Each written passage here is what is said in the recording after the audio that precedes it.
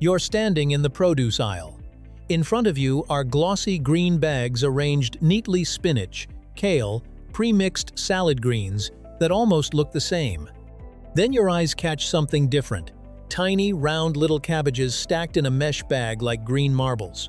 The label says, Brussels sprouts. And they bring you back to a childhood meal. A slightly unpleasant smell with a bitter taste that made you chew slowly, hoping it would end soon. But now, that same vegetable shows up on menus, roasted, crisp at the edges, sweet in the middle, almost like a snack you didn't expect to like. So what changed your taste buds? Or the vegetable itself?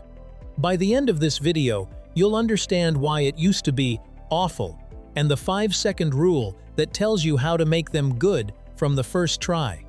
Let's get into it right here on Secrets of Simple Things.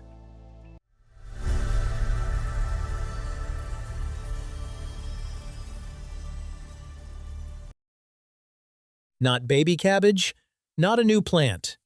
Brussels sprouts look like miniature cabbages for a reason, but the idea that they're baby cabbages isn't quite right. What you're holding is not an unfinished head that never grew up. It's a different edible part of the same species that keeps disguising itself on our plates. Brussels sprouts belong to Brassica oleracea, the plant species behind cabbage, broccoli, cauliflower, kale, collard greens, and kohlrabi. These vegetables aren't distant relatives. They're close cousins, basically the same plant, shaped over time to emphasize different parts. Broccoli is the flower buds, cabbage is the leaf head, kohlrabi is the swollen stem. Brussels sprouts are the buds. A Brussels sprout is a compact, mature bud, tight leafy layers, designed to keep growing into more leaves until humans harvest it early. One thick central stalk can grow a tower of them, usually about 20 to 40 sprouts stacked like green buttons along the stem. So when you eat Brussels sprouts, you're eating a bud that nature meant to unfurl, and we decided to cook instead. A vegetable with an address. The name isn't a chef's signature or a cooking term, it's geography. Brussels sprouts are named after Brussels, Belgium. Farmers in the region that is now Belgium were cultivating them as early as the 13th century, and by the 1500s, they were widely grown near the city of Brussels. When the vegetable spread across Europe, people needed a way to separate these tight stalk-grown buds from other cabbage varieties. Those sprouts from Brussels became Brussels sprouts, and the label traveled. There's a tiny language quirk here, too.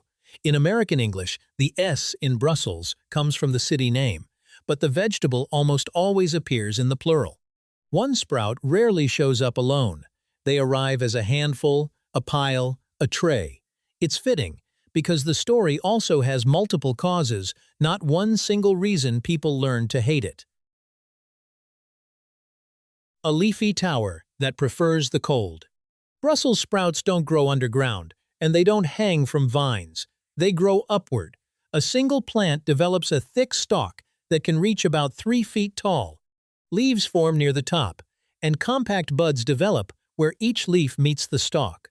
Those buds are what we harvest and call sprouts.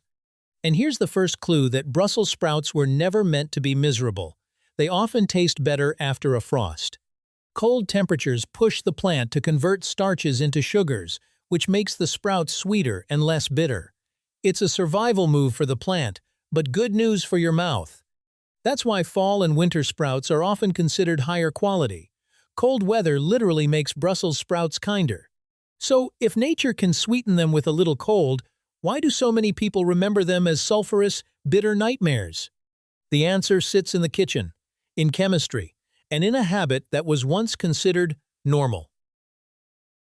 Glucosinolates and the boiling years. Brussels sprouts contain compounds called glucosinolates. They're part of a plant's built-in defense system, common in cruciferous vegetables. When heat breaks glucosinolates down, they can turn into sulfur-containing chemicals. Sulfur isn't automatically a problem. It helps create depth in foods like onions and garlic. The trouble is, what happens when you give sulfur a long, wet stage? For decades, the most common way to cook Brussels sprouts in many homes was to boil them until soft. Boiling and overcooking do two things at once. They destroy texture, and they release sulfur compounds into the air. The result is that infamous smell cabbage water, sharp and steamy, and a bitterness that feels louder because everything else has been washed away. Kids, especially, are sensitive to bitterness, so a bitter vegetable, boiled until mushy, becomes a perfect childhood villain. It doesn't matter how nutritious it is if the first thing you remember is the smell filling the kitchen. But here's the twist. Even if you change the cooking method, older Brussels sprouts often had another problem. They were, in many cases, more bitter than what you buy today. How the sprout itself changed. In the 1990s, agricultural scientists took a closer look at why Brussels sprouts had such a stubbornly bad reputation. They discovered that older varieties tended to contain higher levels of bitter-tasting compounds. That means many people weren't just reacting to bad cooking, they were reacting to a harsher vegetable. And instead of trying to hide that bitterness with heavier sauces, plant breeders did something direct. They bred newer varieties with lower levels of those bitter compounds while keeping the nutrients intact. The modern Brussels sprout became naturally milder, sweeter, and more balanced. Not candy sweet, just less aggressive, less likely to punch you with bitterness on the first bite. This is why the question, "Why do Brussels sprouts taste better now?" has two answers. Part of it is what we do in the kitchen. Part of it is what happened quietly in fields. The sprout improved. Then our cooking finally caught up. Roasting, caramelization, and crisp edges. Roasting Brussels sprouts at high heat is the move that changed their public image. High heat concentrates flavor instead of diluting it. It drives off surface moisture, crisps the outer leaves, and allows natural sugars to caramelize. Suddenly, the sprout doesn't taste like cabbage water. It tastes nutty, savory, and slightly sweet, with edges that crackle when you bite. This is also why one small prep step matters. When sprouts are cut in half, they expose more surface area to dry heat. More surface means more browning, and less time for the inside to turn into steam. Boiled sprouts get waterlogged. Roasted sprouts get toasted. The bitterness doesn't vanish, it gets reframed. Instead of being the whole story, it becomes a background note, like the pleasant bite in dark chocolate. That's why roasted Brussels sprouts began showing up everywhere, tossed with balsamic glaze, paired with bacon, shaved into salads, or fried. Those additions can be delicious, but they're not magic. They work because Brussels sprouts pair well with strong partners. Fat rounds out bitterness, acid brightens sweetness, high heat brings balance. So the reputation shift wasn't just marketing, it was chemistry meeting a better vegetable. Once the bitterness dropped and roasting became common, Brussels sprouts stopped feeling like punishment and started feeling like something you'd order.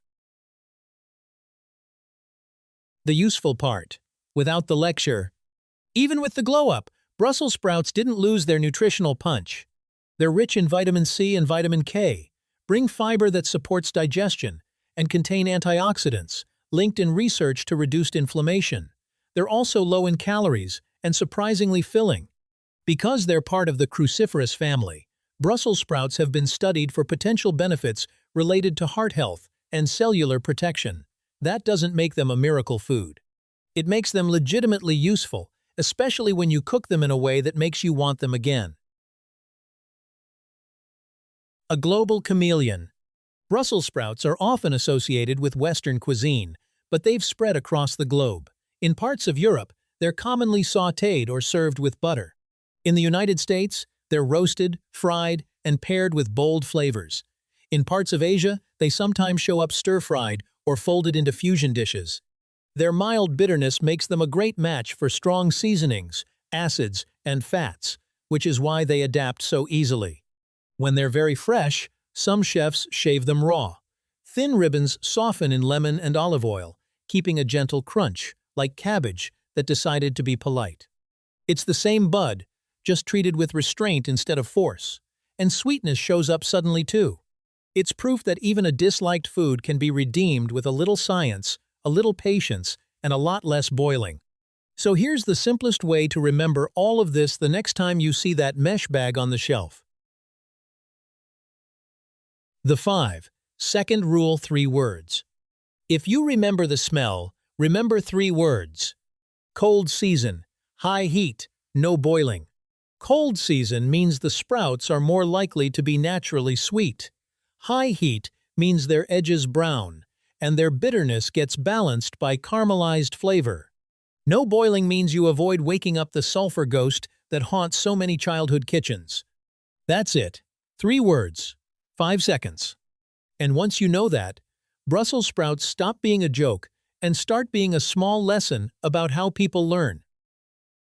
Updating your taste is sometimes updating your information. Brussels sprouts are a perfect example of how a food can be judged for the wrong crime. Many people didn't grow out of hating them.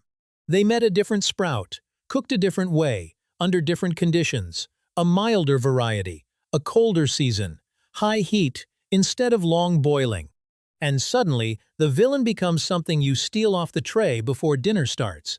So, next time you're in the produce aisle and you see those tiny cabbages staring back at you, remember, it wasn't only you who changed, the sprout changed too. If you have a Brussels sprout memory, good or terrible, tell me how they were cooked in your house. And if you want more stories hiding inside everyday foods, like and subscribe for the next small mystery.